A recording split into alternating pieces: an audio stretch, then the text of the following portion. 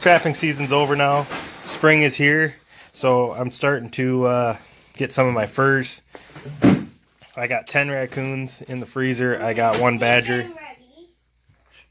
Okay, go hang it up. Go ahead. I got a pretty decent sized badger I sold on the private market for $30. I was pretty happy with that. A guy up in Wisconsin bought it from me. Met him up there and on the way while I was on a trip up there, and he's pretty excited. He's going to get a full mount for it because he's a UW fan. And I caught a mink. That was awesome. That's still in the freezer. I'm going to keep that. I think I'm going to get that mounted. Talked to a guy about that already. I caught that in a pocket set. I was not even looking for mink. I didn't even know there was mink in the area. So that was pretty cool. And then I got 10 raccoons that I kept here. Here's 2 or 3 right there. These are green. I decided that I wasn't going to spend the money this year because I've spent so much so far this year. I decided to take it easy and not buy my fleshing equipment. That's gonna be next year's venture. But here they all are hanging up right now. They're unrolling. They're all skinned, obviously, but they're all unrolling so I can sell them. This was the big guy right here. I think he measured at 35 or 36 inches. That's pretty exciting. Some of the things I learned, the freeze thaw sucks. It would thaw out every morning and then freeze every night here. And I did not have wax dirt. I thought I could go with the what was it, RV antifreeze solution. Tried that. I tried the peat moss. That works. Does pretty good. Next year I might get some MB550s. I heard that steel does a little different in the frozen ground because it's cast, and that cast doesn't actually hold to the ground when it freezes. So that's pretty cool. I'm going to try that next year. What else? I love the pocket sets. I don't know if I already said that, but pocket sets. Loved them. They were fun. Right on the water's edge on all the creeks, and conibears were great. Learned that conibears are awesome. You have a blood-free, dry raccoon when you get there. It's fantastic. And you can see it from a mile away if it's tripped or not. Use a nice white bucket. So that was cool. And coyotes, I struck out. I would have 6 sets out at a time, check them every morning before work, and I did not get anything. I had a couple where I had one where a rabbit ran in. It was probably being chased by a coyote, and it stepped on the set. It jumped into the tire set I had, and all that was left was a leg. You could see where the coyote had walked around the whole thing and demolished it. And then a couple other times where I saw tracks, but they would walk clear around my sets. I tried tire sets. I tried a hay set. I tried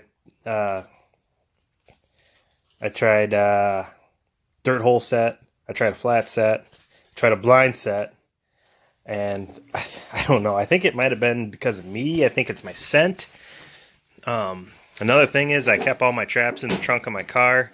They're in a tote, but my car has a little bit of an exhaust leak back there, and there's a hole in that trunk. This was my trapping car. It was a 98 LeSabre. I mean, it's pretty beat up. But I'm wondering if the exhaust got in there a little bit and wrecked the scent on them. There was a couple mid-season. That I decided to reboil and re-wax, and I did my best to try to keep the scent off them, but I don't think it didn't work. Obviously, it didn't work. I didn't catch one. But there's coyotes everywhere. I just can't land one. Next year, I'm gonna try some different things. I wish I had a pickup. I sold it for a minivan because, if you follow my page, you know I have a lot of kids, and so eventually I'll be buying a new pickup, but got to save money for that. trapping's not going to pay for that. I'm hoping today, I'm going to Grunwald's here in Forreston, Illinois, tomorrow.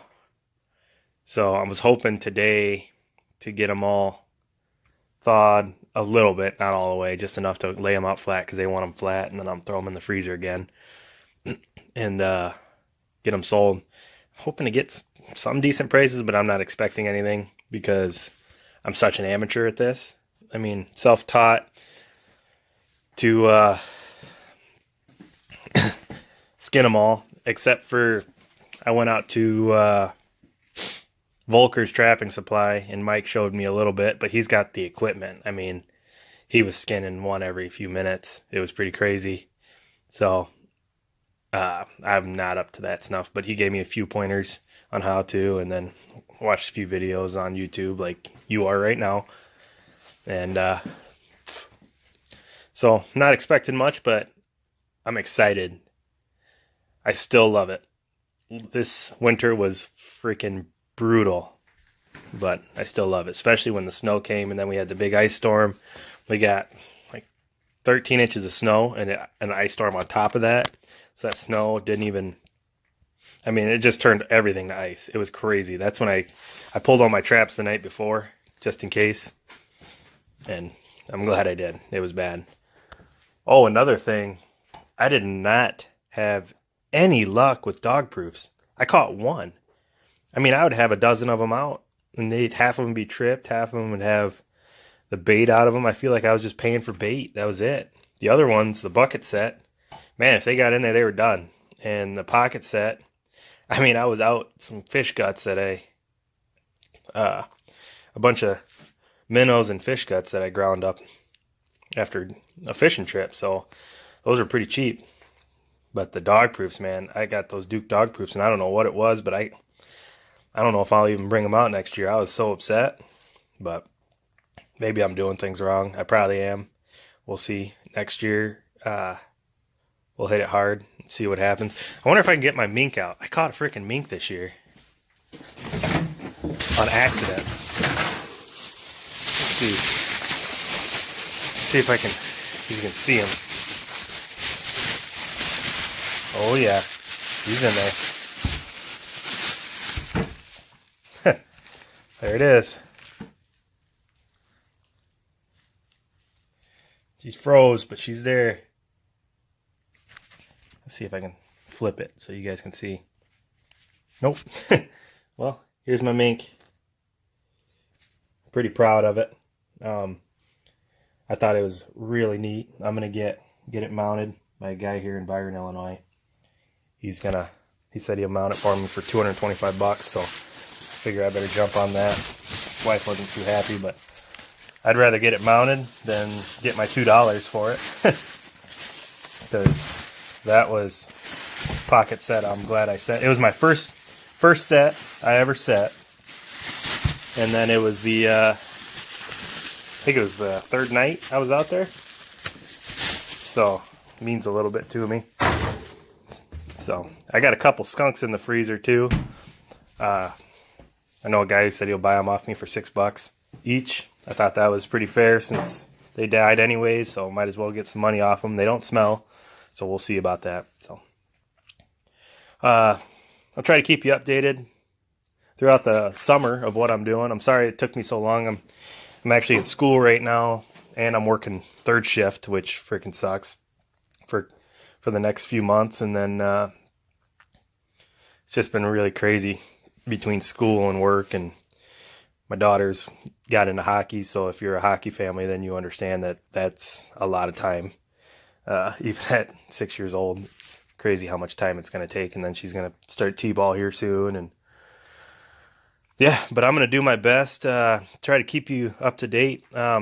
This August, squirrel season starts. I'm going to look into maybe buying a GoPro or something and try to take you guys on our squirrel hunts, me and my daughter. Go on some squirrel hunts. And then this year I started dove hunting. That was freaking fun. Highly recommended. If you've never done it, it's a blast.